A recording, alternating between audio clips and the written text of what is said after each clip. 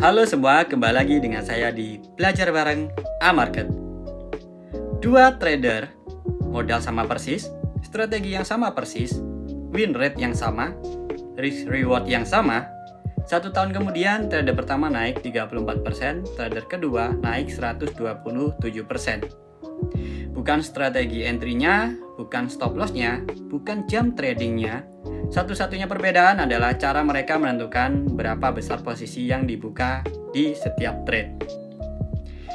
Di video kali ini, kita akan bedah dua pendekatan utama, posisi size tetap versus posisi size dinamis. Secara jujur dan berbasis data, bukan untuk bilang mana yang selalu lebih baik, tapi untuk bantu kamu memilih mana yang paling tepat untuk kamu. Kita masuk ke bagian pertama. Sebagian besar trader tidak pernah memikirkan ini. Kalau kamu tanya kebanyakan trader mengapa mereka membuka posisi sebesar 1 lot atau 0,1 lot atau 100 saham, jawabannya hampir selalu salah satu dari dua hal.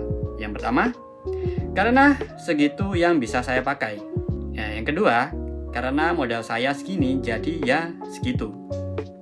Kedua jawaban itu adalah tanda bahaya, karena ukuran posisi yang ditentukan tanpa framework yang jelas bukan netral. Dia aktif merusak potensi strategi kamu. Bayangkan kamu punya strategi dengan ekspektasi positif. Secara statistik, strategi itu seharusnya menghasilkan profit jangka panjang. Tapi, kalau ukuran posisi kamu terlalu besar di waktu yang salah, satu seri kesalahan bisa menguras akun kamu sebelum statistiknya sempat bekerja.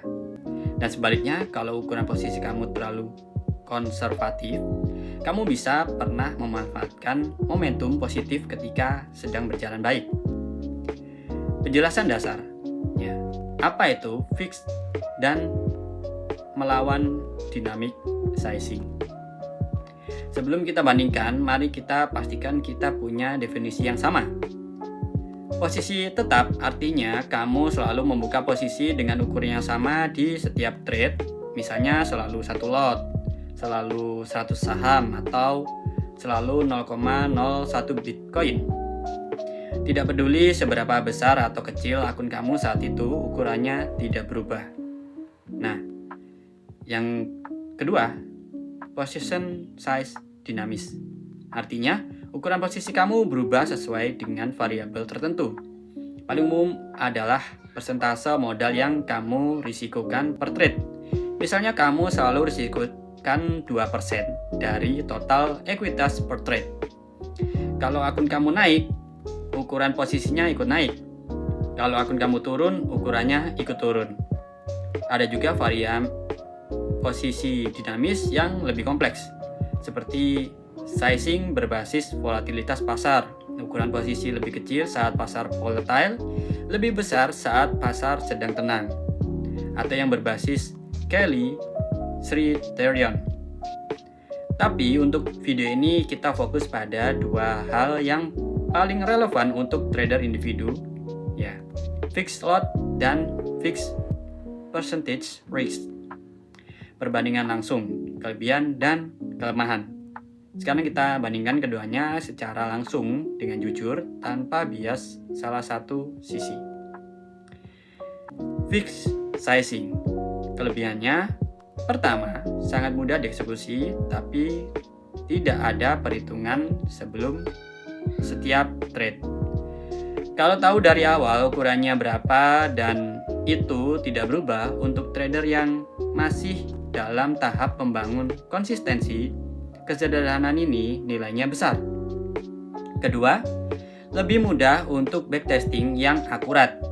Karena ukurannya konstan, hasil backtest lebih mudah diinterpretasikan dan lebih representatif dari apa yang akan terjadi di live trading. Ketiga, lebih stabil secara psikologis dalam jangka pendek. Kamu tidak melihat kerugian yang semakin besar saat akun sedang drawdown, karena ukuran posisinya tidak berubah. Nah, kelemahan dari fixed sizing. Pertama, tidak ada compounding. Kalau akun kamu tumbuh dari 10 juta menjadi 20 juta, tapi kamu tetap trading satu lot, kamu secara efektif mengambil risiko yang lebih kecil secara persentasi seiring waktu, dan potensi pertumbuhan kamu terbatas. Kedua, sebaliknya juga berbahaya. Kalau akun kamu menyusut dari 10 juta menjadi 5 juta, tapi kamu tetap trading satu lot, kamu sekarang mengambil risiko yang 2 kali lebih besar secara persentase dari modal yang tersisa. Ini bisa mempercepat kehancuran akun kamu secara dramatis. Nah, selanjutnya, posisi dinamis. Kelebihannya, yang pertama, compounding yang natural. Ketika akun kamu tumbuh, ukuran posisi ikut tumbuh secara proporsional. Dan ini yang menghasilkan kurva pertumbuhan eksponensial yang indah dalam jangka panjang. Kedua, perlindungan otomatis saat drawdown. Ketika akun kamu turun, ukuran posisi juga ikut turun secara otomatis. Sehingga kamu secara alami melindungi modal yang tersisa dan memberi strategi waktu untuk recover. Ketiga, risiko yang konsisten. Kamu selalu tahu bahwa kamu tidak pernah mempertaruhkan lebih dari sekian persen ekuitas per trade, terlepas dari kondisi pasar. Nah, selanjutnya kelemahan dari posisi yang dinamis. Pertama, lebih kompleks untuk dieksekusi. Kamu perlu menghitung ulang ukuran posisi setiap kali sebelum masuk trade.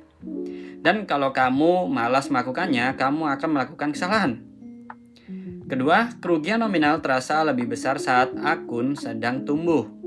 Kalau akun kamu besar dan kamu risikokan 2%, nilai nominalnya mungkin terasa besar dan bisa mengganggu psikologi kamu. Kemudian, cara praktis memilih dan menerapkan yang tepat untuk kamu. Oke, sekarang yang paling penting bagaimana kamu memilih dan menerapkannya. Prinsip pertama, mulai dengan fixed percent risk, bukan fixed lot. Kalau kamu belum punya sistem position sizing yang jelas, ini rekomendasinya. Mulai dengan fixed percentage risk. Risikokan persentase yang sama dari ekuitas di setiap trade. Standar yang paling umum digunakan oleh trader profesional adalah 1-2% per trade. Artinya, kalau akun kamu 10 juta rupiah dan kamu risikokan 2%, maksimal kerugian per trade adalah 200.000. Bukan soal berapa lotnya, tapi soal berapa nilai rupiahnya yang bisa hilang. Dan angka resiko itulah yang kamu ukur untuk menghitung ukuran posisi yang tepat berdasarkan jarak stop loss kamu, bukan sebaliknya. Prinsip kedua, jangan ubah sizing berdasarkan emosi. Ini jebakan terbesar dalam posisi dinamis yang hampir semua orang jatuh ke dalamnya. Kamu menang 5 trade berturut-turut, kamu merasa percaya diri, kamu besarkan posisi dan justru di trade ke-6, kamu kena stop loss besar yang menghapus semua profit sebelumnya. Karena ukuran posisinya sudah lebih besar dari yang seharusnya. Ubah sizing hanya berdasarkan milestone ekuitas yang sudah ditentukan sebelumnya. Misalnya, kamu naikkan persentasi risiko saat ekuitas naik 20% dan turunkan saat drawdown melampaui 10%. Bukan berdasarkan perasaan. Prinsip ketiga, sesuaikan dengan fase trading kamu. Tidak ada satu pendekatan yang paling cocok untuk semua fase perjalanan trading kamu. Fase belajar, gunakan fixed sizing yang sangat kecil. Tujuannya bukan profit, tujuannya belajar mengeksekusi strategi dengan benar tanpa tekanan finansial yang besar. Jadi di fase belajar kita tidak fokus pada mencari profit dulu, tapi kita fokus pada mencari data untuk kita belajar. Kemudian fase pengujian, pindah ke fixed percent risk yang konservatif, 0,5% sampai 1%. Kamu sedang memvalidasi strategi di kondisi live, bukan mengejar return. Fase scaling, berulah. Kamu boleh meningkatkan persentase risiko secara bertahap setelah strategi terbukti menghasilkan ekspektasi positif selama ratusan trade. Jadi, mana yang lebih menguntungkan? posisi tetap atau dinamis? Jawaban jujurnya, tergantung. Tergantung pada fase trading kamu, tergantung pada strategi kamu, tergantung pada psikologi kamu. Dan yang paling penting, tergantung pada mana yang benar-benar bisa kamu jalankan dengan konsisten. Dalam jangka panjang, dynamic sizing dengan fixed percentage risk hampir selalu menghasilkan pertumbuhan yang lebih optimal untuk akun yang berkembang. Tapi, dynamic sizing yang dijalankan setengah-setengah dengan kalkulasi yang kadang dilakukan, kadang tidak, jauh lebih berbahaya dari fixed sizing yang sederhana tapi konsisten. Mulai dari yang sederhana, pahami dulu mengapa kamu memilihnya, lalu tingkatkan kompleksitasnya secara bertahap seiring pemahamanmu. Pertanyaan untuk kamu di kolom komentar, metode position sizing apa yang kamu gunakan sekarang? Dan apakah kamu memilihnya secara sadar atau hanya karena kebiasaan? Tulis jawaban kamu di kolom komentar, karena jawaban kamu mungkin akan mengejutkan diri kamu sendiri. Baik, sekian dulu untuk episode kali ini. Kalau kamu melihat video ini bermanfaat, jangan lupa klik like, subscribe, dan nyalain lonceng biar nggak ketinggalan video edukasi keuangan lainnya dari kami. Sampai bertemu lagi di episode belajar bareng A-Market selanjutnya.